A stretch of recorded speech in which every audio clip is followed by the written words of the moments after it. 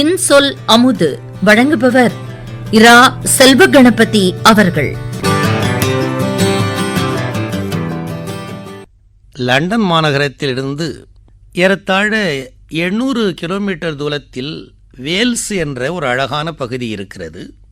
அந்த பகுதியை நோக்கி செல்கிற நெடுஞ்சாலை வழியாக நீங்கள் கொஞ்ச தூரம் பயணித்தால் ஒரு 100 கிலோமீட்டர் தூரத்தில் ஒரு முச்சந்தி அமைந்திருக்கிறது. அதை ஒட்டியிருக்கிற பகுதியில் ஒரு 10-100 வீடுகள் இருக்கிறது. ஆனால் அந்த முச்சந்தியில் யாருமில்லை, ஒரு மர நிழல். பக்கத்திலேயே ஒரு செருப்பு தைக்கிற தொழிலாளி வாழ்ந்து கொண்டிருக்கிறான். மனைவி இருந்து அவனுடைய தேவைகளை இல்லத்திலே கவனித்து கொண்டு வாழ்ந்து கொண்டிருக்கிறாளாம்.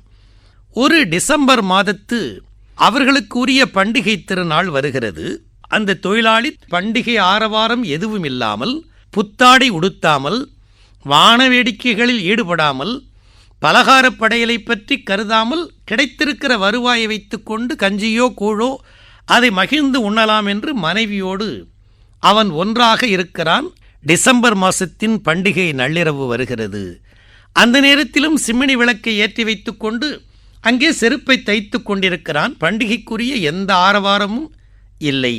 உலகத்தையெல்லாம் படைத்து காக்கிறவனாகிய கடவுள் அந்த நேரத்தில் ஒரு வயோதிகனாக புறப்பட்டு அந்த செருப்பு தைக்கும் தொழிலாளியினுடைய வீட்டு வாசலிலே வந்து நிற்கிறான்.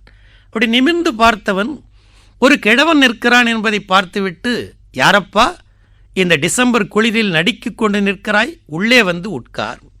கடவுள் தன்னை அறிமுகப்படுத்திக் கொள்வதற்காக நான் என்றானாம். அட, நீ எவனாக இருந்தால் என்ன, உள்ளே வந்து உட்கார். உட்கார்ந்தான். யார் என்று கேட்பான் என்று இறைவன் எதிர்பார்த்தானா? அவன் கேட்கவே இல்லை.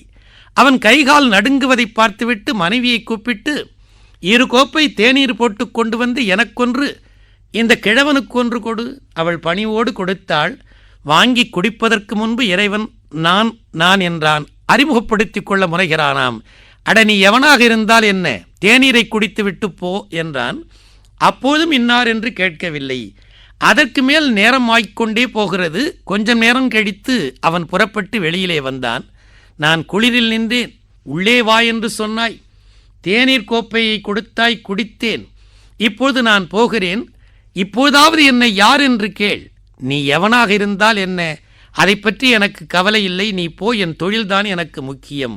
அடே, நான் யார் என்று தெரிந்தால் நீ ஆச்சரியப்பட்டு போவாய் என்றானாம் கடவுள். அப்படியா, எங்கே சொல் பார்க்கலாம் என்று தன்னுடைய கண்ணை அகல விரித்து கொண்டு செருப்பு தைக்கிற கருவிகளை கீழே வைத்துவிட்டு அவன் என்ன சொல்லப் போகிறான் என்பதை ஆச்சரியத்தோடு பார்த்து கொண்டு அந்த செருப்பு தைக்கும் தொழிலாளி சற்றே தன்னுடைய தொழிலை நிறுத்தினான்.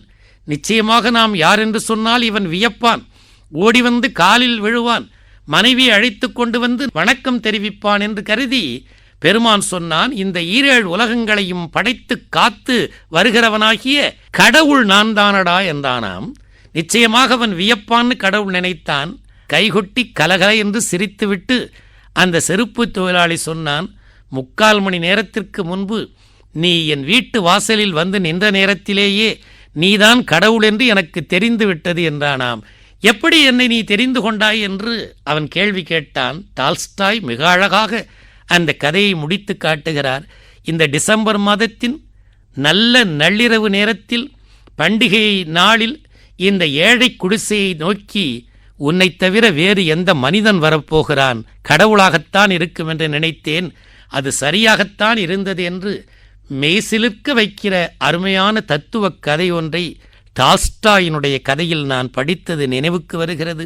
எனவே என்றைக்கும் இறைவன் என்பவன் ஏழைகள் பக்கம் இருக்கிறானே தவிர செல்வர்களினுடைய செல்வத்தின் கண்ணே அவன் தங்கியிருப்பதில்லை என்கிற அற்புதமான தத்துவத்தை நமக்கு எடுத்துச் சொன்ன இனிமையான இந்த கதை நெடுநாளாக என்னுடைய நெஞ்சத்தடத்தில் பல்வேறு சிந்தனைகளை எழுப்பியவாறு இருப்பதை நான் உணர்கிறேன். இன்சொல் அமுது வழங்கியவர் இரா செல்வ கணபதி அவர்கள்.